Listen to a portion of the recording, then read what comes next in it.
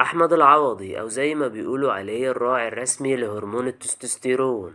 بصوا، أنا في الفيديو ده هحاول على قد ما أقدر أتخن صوتي زي أستاذ أحمد العوضي. قصة بطلنا أحمد العوضي مع التمثيل بتبتدي لما بيتخرج من معهد الفنون المسرحية. بعدها القدر بيبتسم لأحمد وبتكون أول محطة فنية له مع الفنان الكبير نور الشريف في مسلسل ما تخافوش. ودور أحمد في المسلسل كان كبير وواخد مساحته بشكل حلو، بس هو المسلسل ده منجحش قوي، وده بسبب انه كان نور الشريف عامل في نفس الموسم مسلسل الرحايا اللي كان محقق نجاح كبير. بس بالرغم ان ما تخافوش ما تشافش، نور الشريف بيتمسك اكتر باحمد العوضي وبيشوف فيه الموهبة وبيجيبه معاه بعد كده في مسلسل الدالي الجزء الثالث. وبعد المسلسل ده أحمد بيختفي فترة شوية عن الوسط الفني لحد ما بيرجع تاني في سنة 2013 وبيظهر ضيف شرف في مسلسل الكبير. أيوة، هو الراجل بتاع برنامج Arabs Got Talent. بعد كده في سنة 2014 أحمد العوضي بيبتدي يلمع أكتر في مسلسل السبع وصايا اللي كان أحسن مسلسل في الموسم الرمضاني ده. ودور العوضي كان مميز جدا وكان قادر إنه ياكل الكاميرا في أي مشهد بيطلع فيه. في السنين اللي بعد كده أحمد العوضي بيشارك في أدوار متنوعة في أعمال زي الميزان مع غادة عادل، وبيشارك كمان مع أحمد السقا في فيلم هروب اضطراري. والرغم إنه مثل مع نجم كبير زي السقا إلا إن أحمد كان حظه وحش جدا. كسر العربية. بس ده كان مش خلاف بمعنى الخلاف. انا ممكن اقول لك خلاف في الفيلم ده السبكي رفض يديله أجره بسبب إنه بوظ عربية وهو بيعمل مشهد مطاردة. بعد كده أحمد بيشارك في العمل اللي هينقله ويعلم نجوميته حدوتة نظرة في ابتسامة، اللي شارك في بطولتها مع كريم قاسم وشيري عادل.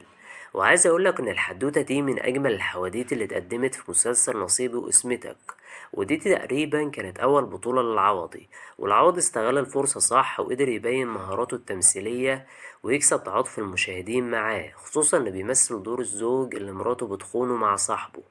بعد نجاحه الملفت في نصيبي واسمتك، العوضي بعد كده بيشارك في الجزء الثالث من كلبش مع أمير كرارة بدور بروسلي، والدور ده كان من أهم أسباب نجاح الجزء الثالث من كلبش.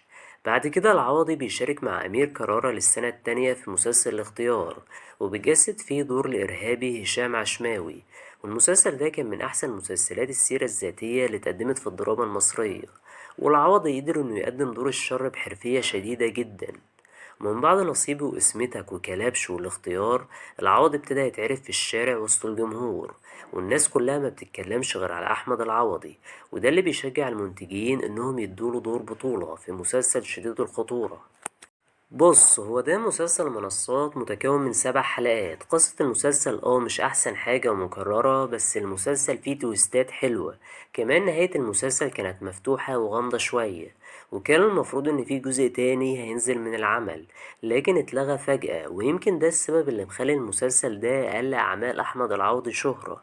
بعد كده أحمد العوضي بيعمل بطولة مشتركة مع ياسمين عبد العزيز بمسلسل اللي ملوش كبير، والمسلسل كان ناجح جدا وقتها، وشخصية الخديوي كانت محلية المسلسل، والناس على طول كانت بتردد كلامه زي على الله حكايتك ووحش الكون، لدرجة إن في ناس كانت بتحاول تقلد الخديوي وتاكل كبدة نية. نهاية المسلسل حصل عليها مشاكل بين ياسمين عبد العزيز وعمرو محمود ياسين، بسبب ان ياسمين ما كانتش عاجبها نهاية المسلسل بموت الخديوي، لكن عمرو محمود ياسين رفض انه يعدل النهاية ويخليها سعيدة، فبيموت الخديوي وبيعكنن علينا كلنا. بعد كده أحمد العوضي بيشارك مع ياسمين عبد العزيز في مسلسل ضرب نار، ويمكن المسلسل ما كانش على نفس المستوى اللي ملوش كبير، لدرجة إن في ناس اتهمت العوضي إنه بيكرر شخصية الخديوي وبيقلدها تاني. لكن بالرغم من الانتقادات دي العمل برضه قدر ينجح في الشارع، بالرغم إن برضه نهايته كانت حزينة بموت شخصية مهرة اللي بتجسدها الفنانة ياسمين عبد العزيز. العوضي وياسمين ماشيين بمبدأ أنا أموت مسلسل وأنت تموتي مسلسل. تجارتك الابيض، فلا انت جدي ولا لا. انا زربعت اللسان بتجيب الغلط. اسمع يا ديب، انا كنت عند الدكتور عشية. بعد النجاح الكبير اللي حققه ضرب نار بينفصل العوضي عن ياسمين فنيا وعاطفيا كمان وبيتطلقوا. وفي سنة 2024 العوضي بيقدم لينا مسلسل حق عرب، والمسلسل ده كانت قصته حلوة جدا وشد المشاهدين، وشخصية عرب السويركي الناس كانت بتحبها جدا. قصة المسلسل بتحكي لينا عن حلم غريب بيحلمه المعلم عبد الرب. تفسير الحلم ده إن ابنه هيقتله، وبالصدفة مراته بتحمل في ولد. وهنا أم عرب بتخاف عليه من أبوه لا يقتله، فبتبدله مع بنت ماجدة. ومن هنا بتتوالى الأحداث. بعد النجاح الكبير اللي حققه حق عرب، في السنة اللي بعدها العوضي بيقدم مسلسل فهد البطل مع نفس مؤلف حق عرب الكاتب محمود حمدان. من الناحية الفنية المسلسل ما كانش بمستوى حق عرب خالص. القصة كانت عادية ونمطية، ومش بس كده هي كمان ضعيفة. لكن بالرغم من كل ده المسلسل قدر ينجح ويكون ترند. وفي السينما العوضي قدم أول فيلم من بطولته، وهو فيلم الاسكندراني، بس الفيلم منجحش قوي وإيراداته ما كانتش أعلى حاجة. وكانت آخر أعمال العوضي مسلسل علي كلاي. ومن خلال المسلسل ده أكد العوضي إن هو ملك الدراما الشعبية الجديد. والتالت سنة على التوالي العوضي كان رقم واحد ومسلسله ترند، وكل القهاوي والكافيهات كانت بتتفرج عليه زي مسلسلات محمد رمضان. وهنا نيجي لسؤال الفيديو اللي انت داخل اكيد عشانه: هل العوضي فعلا مستنسخ فنيا من محمد رمضان؟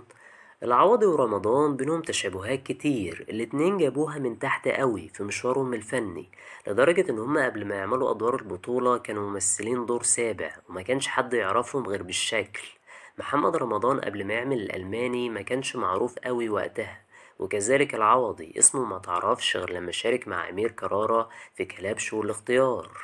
مفيش شك إن رمضان نجح في الدراما الشعبية بشكل كبير، ومفيش حد قدر يسد الفراغ اللي سابه رمضان غير العوضي في الخمس سنين اللي فاتوا. العوضي قرر إنه يقدم نوعية المسلسلات اللي رمضان بيقدمها، واللي بتكون متواجدة فيها شخصية البطل المنتقم. وده بالظبط اللي شفناه في حق عرب. وكمان فهد البطل اللي قصته قريبة شوية من مسلسل ابن حلال وتحسه نسخة تانية منه. ولو قارنت شخصية الخديوي بشخصية رفاعي الدسوقي هتلاقي ان الشخصيتين قريبين من بعض قوي. بعيدا عن الأعمال الفنية، العوضي ومحمد رمضان الاتنين شخصياتهم قريبة من بعض جدا. العوضي ورمضان أكتر حاجة مشتركة بينهم هالة الكبرياء والثقة الزايدة، وده اللي هتلاحظه في أي لقاء إعلامي للاتنين. لو وصلت لحد هنا يبقى اكيد الفيديو عجبك، فياريت ما تنسنيش بالاشتراك، وياريت كمان تفعل زر الاشعارات عشان يوصلكم كل جديد.